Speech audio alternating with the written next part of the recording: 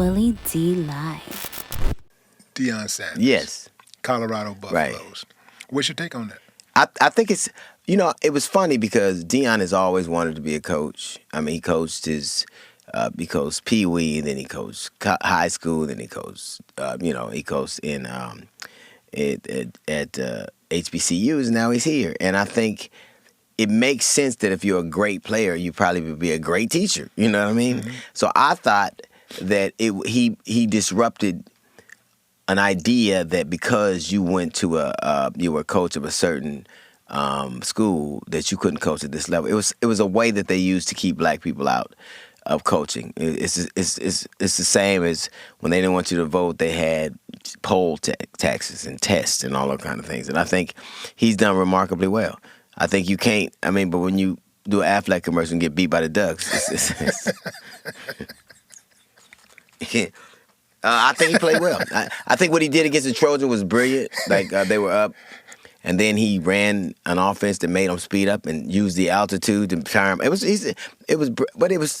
He's a brilliant guy, one of the best football players that ever existed. Chances are he's going to be a pretty good coach. Yeah.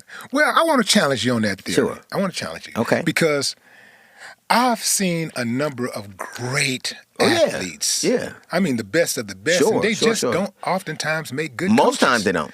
So that's what makes Deion particularly special, is that he knows how to tap into that athlete's psyche and get the best out of them. Not just on the field, but in life. Sure. Well, we don't know yet. So here's the thing. I'm very excited about the potential what Deion is doing. But I think that the idea that, some people call him the greatest coach, I'm like, come on now, we gotta. It's a short litmus test, and he's gonna have his victories. I think that no matter what happens this season, he's already elevated Colorado, so he's already won. I don't imagine that he's going to stay there long because if he keeps being as successful as he is, he's gonna elevate. They're coming. They're gonna elevate, and so that's the one thing about Deion. Deion.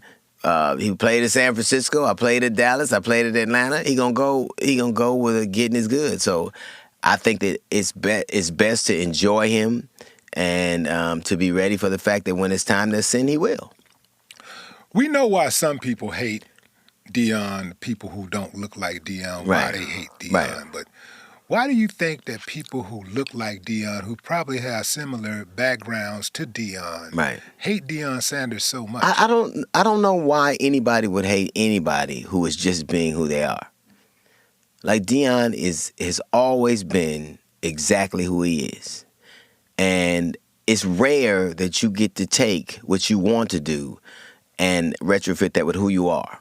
So I can't get into the mindset of why anybody would hate anybody who's authentically themselves. But I do think that there's probably a measure of self-hate for them, probably, or a jealousy. But to me, to hate a man who was blessed to find out exactly who he was and to fashion that into a livelihood and a brand is spectacular, and it's to be a lot. And I think we could learn more from that than be detracted by it. Yeah.